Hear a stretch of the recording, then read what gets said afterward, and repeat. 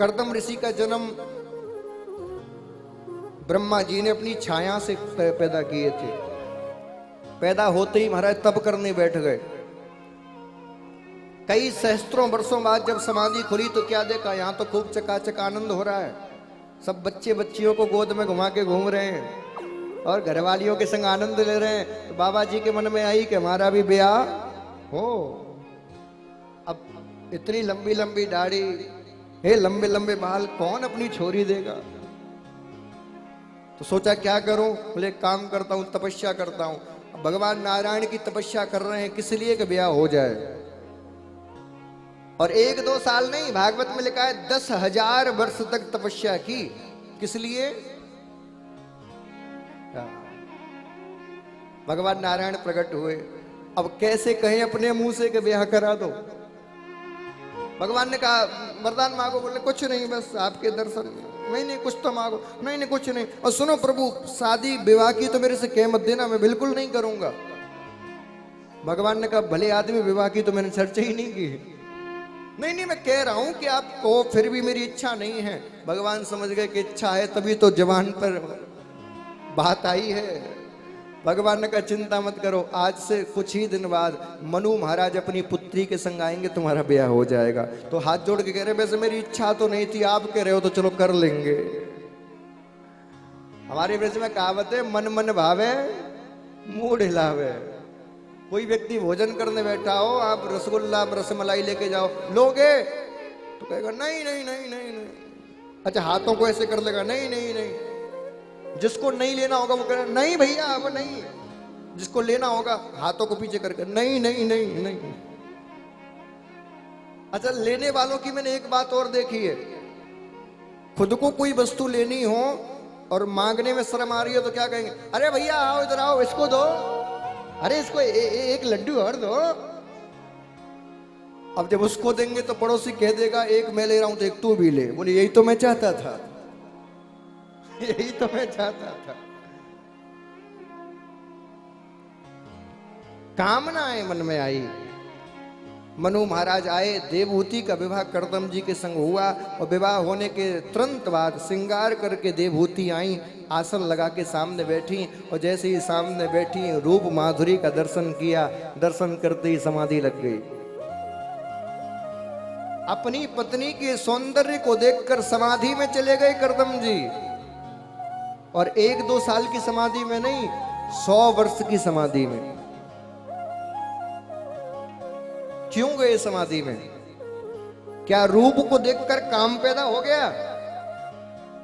नहीं, कर्दम जी इसलिए समाधि में गए, जैसी कर्दम जी ने देवहूति के सौंदर्य को देखा, कर्दम जी नेत्र बंद करके सोचने लगे, जब इस संपूर्ण ब्रह्मांड की छोटी सी पृथ्वी के अंदर एक छोटी सी बनी हुई स्त्री इतनी सुंदर है तो उसको बनाने वाला कितना सुंदर होगा, कितना सुंदर होगा।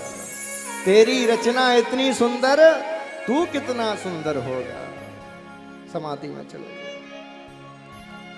100 वर्ष बाद आंख खोली तो सामने देवहूति बैठी हुई है, हड्डियों का ढांचा,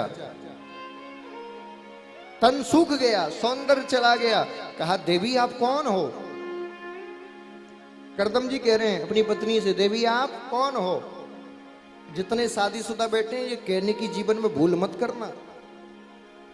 हाँ, और भरोसा ना हो मेरी बात पे तो प्रैक्टिकल करके देख लेना। जैसे ही आपकी पत्नी बाहर से आए और गेट खोलो और गेट खोलते ही कहो देवी आप कौन हो। लेकिन एक कृपा करना, एम्बुलेंस को बुला के रखना, क्योंकि फिर सीधे हॉस्पिटल ही झेलेगा तुम्हें। जो बेलन की बरसात होगी उससे विधाता ही बचाए। हाँ, अच्छा पति पत्नी भी महाराज अजीब प्राणी है। संसार में जितने युद्ध हो रहे हैं किसी ना किसी कारण से हो रहे हैं, रूस का, यूक्रेन का, हिंदुस्तान का, पाकिस्तान का, किसी ना किसी कारण से। लेकिन पति पत्नी ऐसे प्राणी हैं जो बरसों से बिना बात के लड़े जा रहे हैं। अच्छा जानते हैं पूरा जीवन एक दूसरे के साथ रहना है, फिर भी लड़े जा रहे हैं। इतना जब समर्पण देखा,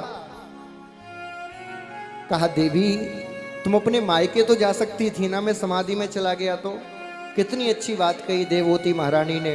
बोले पतिदेव पत्नी का एकमात्र कर्तव्य है, पति चाहे कैसा भी हो पूर्ण समर्पण के साथ उसकी सेवा करना। पत्नी की, बेटी की डोली पिता के घर से उठती है, लेकिन उसकी अर्थी पति के घर से उठे, यही उसका धर्म है। मैं आपको कैसे त्याग सकती हूं? और जैसे इतना समर्पण सुना, हाथ पकड़ा, यज्ञ के द्वारा, संकल्प के द्वारा सरोवर प्रकट किया, और जैसे ही सरोवर में डुबकी मारी है, करदम जी तो 18 वर्ष के हो गए, देवहूति 16 वर्ष की हो गई, दिव्य सौंदर्य दोनों को प्राप्त हो गया। मन की गति से चलने वाला ब्रह्मांड पैदा किया, संसार का हर ऐश्वर्य, हर भोग उस विमान में, और विमान में लीला करते हुए 9 कन्याओं को जन्म दिया। 9 कन्याएं, खूब भोग भोगा, और 9 कन्या के रूप में नवदा भक्ति पैदा हुई है। 9 कन्याओं के बाद जब स्मृति वापस आई कि मैं किस में लग गया है, मैं तो तप करने वाला आदमी, चलने के लिए हुए, देवहूति महारानी ने चरण पकड़ लिए, आप तो चले जाओगे, इन पुत्रियों का क्या होगा? इतना सोच ही रहे थे कि अब मैं क्या करूं। ब्रह्मा जी 9 पुत्रों के संग आ गए, 9 पुत्रियों का विवाह 9 पुत्रों के संग कर दिया, और जैसे ही किया, बोले अब मैं जाऊं, बोले आप चले जाओगे तो मैं अकेली रह जाऊंगी। तब 10वीं संतान के रूप में साक्षात कपिल भगवान का जन्म हुआ है। ये कथा आपको क्या सिखा रही है कि यदि आप चाहते हो गृहस्थ आश्रम में विवाह करने के बाद आपका जीवन आनंदमय तरीके से बीते, आपके घर में नवदा भक्ति के साथ भगवान प्रकट हो, तो क्या कथा ने सिखाया? बोले विवाह के तुरंत बाद स्त्री और पुरुष को तप करने बैठ जाना चाहिए। लेकिन यहाँ महाराज ब्याह के तुरंत बाद टिकट बुक होता है हनीमून का। अब हनीमून का टिकट बुक करोगे तो फिर लल्लू पप्पू ही होंगे, भगवान नारायण थोड़ी आएंगे। लेकिन यदि आपको महापुरुष पैदा करने हैं तो विवाह के तुरंत बाद स्त्री और पुरुष को यज्ञ करना चाहिए, तप करना चाहिए, व्रत करना चाहिए। जब यज्ञ तप व्रत के द्वारा आप अपने आप को शुद्ध कर लोगे, पवित्र कर लोगे, तब तुम्हारे घर में नवदा भक्ति पैदा होगी, और भक्ति के बाद साक्षात नारायण तुम्हारे पुत्र के रूप में प्रकट होंगे महाराज।